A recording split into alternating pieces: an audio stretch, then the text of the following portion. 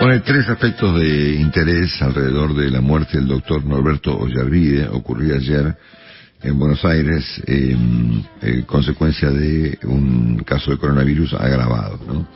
El primero es obviamente, una persona que muere a los 70 años de coronavirus por no estar vacunado. Tal vez a él le correspondía vacunarse por su edad, y alguien ayer de su entorno dijo, bueno, él le tenía cierta presión a las vacunas y por lo tanto no se había vacunado. Y tal vez su muerte sea una derivación de la neumonía que le agarró y también de la falta de vacunación.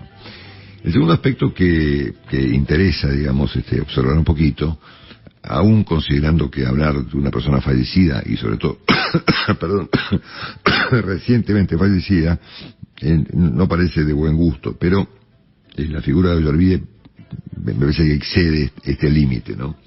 Que es el aspecto, digamos, un poco ridículo de su comportamiento. Yo fui testigo en 2 oportunidades, después lo voy a contar si ustedes quieren, de escenas absurdas, digamos, de escenas inconcebibles, ¿no? Con un juez federal, ¿no es cierto? Y el tercero fue su rol como juez, que es lo más importante, porque obviamente alrededor de Ollarvide se ha especulado, se ha tejido, se ha sabido, digamos, hemos visto a través de Ollarvide cómo funciona en parte la justicia argentina, ¿no es cierto? Sobre este último punto y tal vez sobre algo sobre el segundo queremos conversar un poquito con Daniel Santoro, un especialista en temas judiciales en Argentina, uno de los mejores investigadores periodísticos del país, que ha tenido hoy la gentileza de atendernos. Daniel, un abrazo, buen día. Un abrazo, Marcelo, un abrazo para vos y para toda tu mesa. ¿Cómo va? ¿Cómo estás? Buen día, Daniel. Buen día, buen día. Bueno, te veo el 15, el miércoles próximo ahí en la academia. Ahí estaremos, bajo la égida de Joaquín Morales Solá. Morales Solá, exactamente, sí señor. Hay que portarse, no saben ustedes cómo hay que portarse ahí, cuando Joaquín preside la reunión de la Academia de Periodismo. Es terrible, sí. Es como un papa del periodismo, ¿viste? Qué buena definición. Sí, tal cual. Bueno, contanos un poquito de este tercer aspecto de Ollarvide, es decir, de su comportamiento como juez, ¿no? Ollarvide fue un ícono de el juez que cambia favores a los políticos. En la mayoría de los casos, en el menemismo o en el kirchnerismo, le dio impunidad judicial a cambio de que no lo echen. Fue un personaje muy vulnerable en Comodoro Pi, y entonces fue que tomó resoluciones a lo largo de su carrera. Cuando fue nombrado juez federal en 1994, ¿no? Fue uno de los últimos jueces nombrados antes de que se constituyera el Consejo de la Magistratura. Primero, vos, Marcelo, recordarás el caso de la servilleta de Corach, sí, cuando el ex ministro del Interior le escribió a su colega de Economía, Domingo Cavallo, en una servilleta los jueces que él manejaba, y ahí lo había puesto a Corach.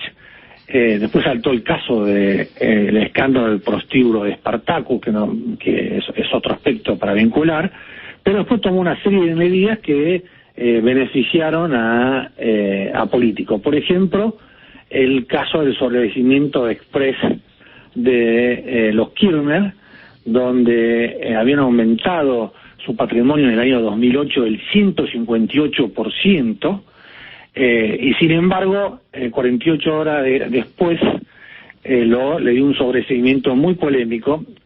Descubrimos años más tarde, Marcelo, cuando confesó en la causa de los cuadernos de las coimas Víctor Manzanares, el contador histórico de los Kirchner, cómo había sido ese sobreseimiento exprés de alguien que aumentó el patrimonio del 158%, y Manzanares contó que en ese momento lo llamó Néstor Kirchner, le dijo que viaje de Río Gallegos a Buenos Aires, llegó a Buenos Aires, ahí lo recibieron gente del asilo, lo llevaron a una casa segura y lo reunieron a Víctor Manzanares con Ollarvide. Ollarvide pidió champán y masitas para escuchar cómo tenía que confeccionar el sobreseimiento frente supuestamente a una perita de la Corte que también iba a intervenir, y por esa reunión es que en el año 2019, cuando fue a declarar en indagatoria Ollarvide ya como ex juez, él dijo: los de la CIE me agarraron del cogote, ¿no? Digamos, ese fue el caso más escandaloso, pero después él intervino en otros casos, como en el caso Sueños Compartidos. Estamos hablando del desvío de millones de pesos de fondos públicos para el plan de viviendas sociales de las madres de Plaza de Mayo, donde Yarvide nunca quiso llamar a indagatoria de Vido y a Eve Bonafini.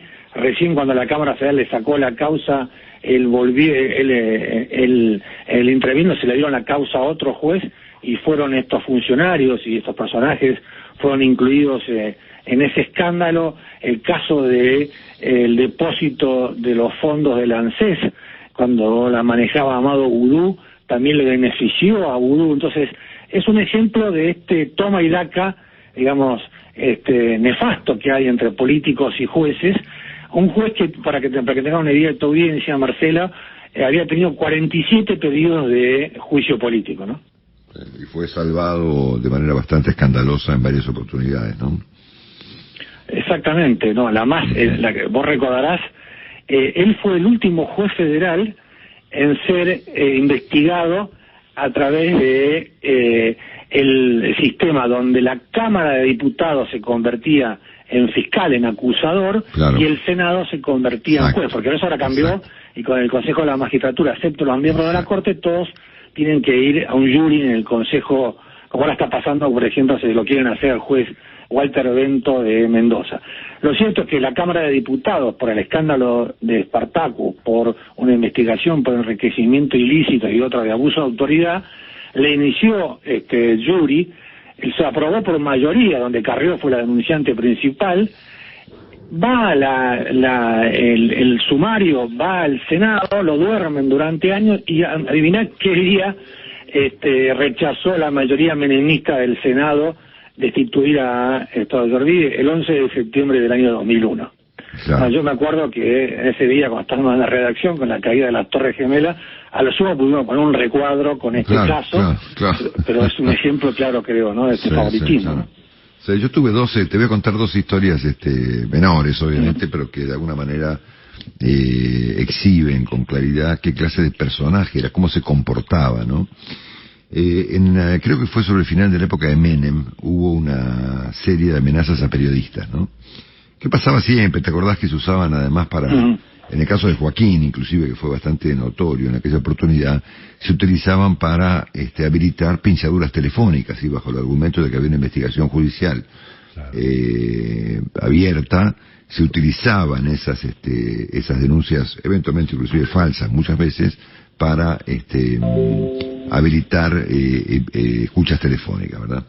En aquella oportunidad, uno de los periodistas que estábamos afectados por esas denuncias, por esas amenazas, mejor dicho, era Luis Majul. Luis Majul, yo, Joaquín, y no sé, habrá estado vos u otros, qué sé yo. Entonces Majul hace una denuncia judicial, ¿no?, para que se investiguen esas amenazas. Y esa denuncia recae en el juzgado Yarvide, ¿no? Entonces un día me cita como testigo. Y yo voy, ¿no?, con un abogado, ¿no? Entonces aparece Ollarvide como si fuese un actor, ¿no? Entraba al despacho como si fuese una suerte de cosa medio de vedette, ¿no es cierto? Dice: señor Longobardi, debo preguntarle en primer lugar en esta audiencia si a usted le caben las generales de la ley, me dice, ¿no? Y yo, que no tengo mucha experiencia en asistir a juzgados, me doy vuelta y le pregunto al abogado: bueno, ¿qué quiere decir eso? No, tenés que decir si conoces o no a las personas investigadas. Entonces yo lo miro, miren, no tengo idea. ¿Cómo que no tiene idea?, me dice. Y no, ¿quiénes son las personas investigadas? No sabemos, lo estamos investigando. Era una escena de Fellini, ¿no?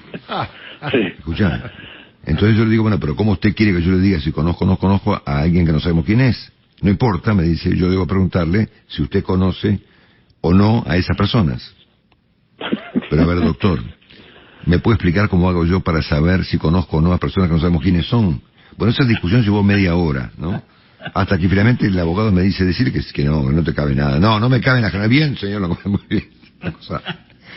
Una cosa ridícula, ¿no? Todo, y viste que los secretarios escriben, ¿no? Toda esa discusión absurda, el mecanógrafo que había en el escribía semejante cosa. Bueno, nunca más lo vi en mi vida, ¿no es cierto? Años después me toca en una cena social a la que, bueno, acá mis compañeros saben que yo generalmente no asisto, pero ese día, ¡fum!, se me ocurre ir, ¿no es cierto? Porque la persona que me invitaba era una persona que yo, tenía yo un compromiso de amistad y acepté una invitación nocturna en la semana a una cena. Y me sientan al lado de Ollarvide, que estaba invitado a la cena, ¿no? ¿Estás ahí, Daniel? Sí, estoy acá con la cena a la que habías asistido. Bueno, entonces en el medio de la cena me dice, Marcelo, ¿le puedo hacer una pregunta? Sí, doctor, le digo yo no sabía que me iba a preguntar, qué sé yo. Él se ve que no se acordaba, yo no podía dejar de acordarme del episodio ridículo del debate sobre si yo conocía o no a los amenazadores, ¿no? Le digo, sí, me puede preguntar lo que quiera, doctor. Me dice, yo pues no sabía que me iba a preguntar. Me dice, ¿le gusta mi glamour? Que fue la pregunta más ridícula que alguien me hizo en mi carrera. Porque yo debía haberle dicho, mire, doctor, qué sé yo, la verdad no tengo la más puta idea si me gusta su glamour o no. Opté educadamente por decirle que sí. Claro. ¿Entendés? Porque ¿qué le vas a decir a un tipo que te hace semejante pregunta estúpida, personal, en una cena formal donde había autoridades y gente perjudicial, qué sé yo? Ese fueron mis dos contactos con él, ¿no? Que muestran de alguna manera a un personaje que no estaba a la altura del cargo que llegó, ¿no es cierto? Ser un juez federal de la nación, ¿no? Yo en el libro que escribí sobre él, por eso lo conocí, porque lo entrevisté, señor juez, bueno, esa escena que vos me dijiste vos, hay que ponerla también en el escenario, ¿no? Que era un juzgado distinto a todos los demás de Comodoro Pi, donde tenía una alfombra para entrar, sí, tenía una alfombra roja dentro, muebles de estilo, también todos con tapizados rojos, cuadros al óleo de la Virgen del Valle del Salta, porque él después de que fue salvado a ser destituido en el Senado se había hecho devoto de la Virgen del Cerro del Salta, y una foto de la madre, ¿no? Que siempre fue una persona muy dominante en su vida, y un hombre vulnerable que los gobiernos de turno lo usaron a cambio de favores políticos. Vos fíjate que la escena cuando el ex ministro de Justicia de Macri lo llama para decirle, doctor, usted tiene 47 pedido de juicio político, nosotros tenemos mayoría en el Consejo de la Magistratura, renuncie. ¿Cuál fue la respuesta de él? Miren, yo si quiero puedo procesar a Cristina Kirchner, ¿no? Era eso, era ese símbolo de los jueces que toman decisiones no en base al derecho, sino en base a las circunstancias políticas. Por eso, obviamente, él, más su costado glamoroso, cuando yo escribí ese libro, como te decía recién Marcelo, me pasó también una anécdota muy graciosa, porque hace un año atrás estaba en un restaurante, almorzando en un restaurante de Puerto Madero, y vino un mozo y me dice, señor, esta botella de champán es para usted. Y digo, ¿y quién me la manda? Me dice el doctor Ollarvide. Me dio vuelta y ya no estaba más, ¿no? Yo nunca entendí si era porque estaba enojado por mi libro, si se quería reconciliar conmigo. Claro. Yo tenía eso, obviamente, de la farándula de mandar botellas de champán a periodistas que habíamos escrito en forma crítica sobre él, ¿no? Te completo lo de la cena. Cuando yo llego a esa cena, que llego con un amigo, veo que había en el lugar cientos de policías y de custodios, pero muchos, ¿eh? Y yo les pregunto por qué, si no era un lugar donde iba nadie tan amenazado, ¿verdad? Y me contestaron porque estaba Ollarvide, y era efectivamente un operativo policial monumental con el que él se movía en su última etapa como juez, ¿no? Y terminada la pregunta, ya que te lo cuento entero, cuando terminaba la pregunta sobre si me gustaba su glamour, cosa que yo educadamente opté por responder que me parecía extraordinario, me contó en qué consistía su glamour. Yo escuchaba diciendo, ese tipo está totalmente loco, ¿no? Que él se vestía solamente con la marca Canali. Y yo sacaba cuentas en mi cabeza, digamos, decía, bueno, ese tipo como corno hace para vestirse todos los días con una marca, un traje puede costar $10.000, ¿no es cierto? ¿Qué sé yo? No, bueno, él tenía una denuncia por enriquecimiento ilícito, claro. Marcelo, abierta, porque iba a comer todos los días en un famoso restaurante ahí abajo de la autopista Ilia, de una mesa reservada, y tenía esta obsesión por la seguridad después de que le había intentado extorsionar con el video del prostíbulo gay Espartáculos. Andaba con un auto blindado que le había prestado la CIDE y siempre tenía 2 o 3 miembro guardaespaldas de la Gendarmería Nacional, incluso lo acompañaban desde el despacho hasta el baño en los Comodoros Pi, tenía realmente también una obsesión por la seguridad, pero obviamente era realmente una persona vulnerable desde el punto de vista psicológico, del cual estuvo 4 años suspendido y volvió a ejercer como juez, y tomó decisiones como esta, que obviamente fueron casos de impunidad muy grandes, ¿no? Sí, sí. Bueno, gracias por esta contribución que ha hecho a repasar la historia de este hombre que murió ayer efectivamente como consecuencia del COVID y eventualmente por no haberse vacunado a los 70 años de edad. Daniel, un gran abrazo. Pregúntale a Rolo si tiene glamour o no, él sabrá que... El glamour. ¿Querés que te cuente el glamour de Rolo? Yo te lo puedo contar, lo veo todos los días. Rolo tiene 2 remeras, ¿no? 2. No, tengo 10 remeras, pero son azules y rojas, Marcelo. Claro, bueno, sí, pues yo veo 2, una azul y una roja, ¿no es cierto? Y alterna, no todos los días. Hay varios días que usa la azul, o diversas azules, y varios días que usa la roja, ¿no es cierto? Así es. Y de ahí no pasa, no le hemos conocido un saco. Así que si vos tenés a alguien en Clarín, ahí en la redacción, que pueda donar un saco y una corbata, tenemos a quien acercársela. Bueno, lo voy a buscar. Pedile al señor Roa, que por él le sobra un saco. Un saludo al amigo Roa. Un saludo, Daniel. Te veo el miércoles. Muchísimas gracias. Un gran abrazo. Daniel Santoro, abrazo. Cada mañana. Loco. Marcelo, vos sabés que un amigo me decía, mañana es viernes y podés creer que cada vez que intento organizar una escapada romántica, mi mujer quiere venir conmigo. No. Voy a cambiarte por algún cometa, no creo que nadie lo pueda notar. Voy a ponerte en lugar de... Cada mañana sabés todo lo que pasa. Con Marcelo Longobardi. Por Mitre. Presenta Mitre Informa Primero. Elegí la educación inteligente de la Universidad Siglo XXI. Elegí estudiar un MBA y emprende liderando equipos de alto rendimiento. Mitre Informa Primero. 9 de la mañana, 5 minutos en la República Argentina. Cielo cubierto, neblina en la ciudad. La temperatura 13 grados 4 décimos.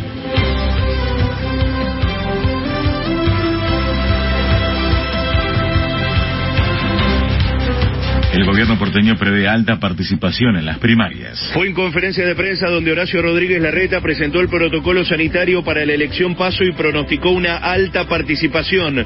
El jefe de gobierno porteño aseguró que en estos comicios se ponen en juego 2 modelos de país, uno que libera presos y otro que garantiza las clases. Obviamente, si uno mira la experiencia de las últimas elecciones en la Argentina, ya ha habido una menor participación. Pero yo tengo la expectativa de que con una situación sanitaria claramente mejor que la que teníamos en algunos meses, y además tomando los recaudos tal cual nosotros planteamos hoy, en la ciudad la participación sea lo más alta posible. Nosotros promovemos que la gente vaya a votar.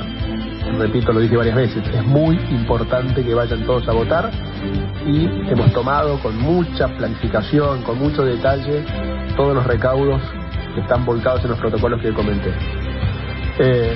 Respecto a la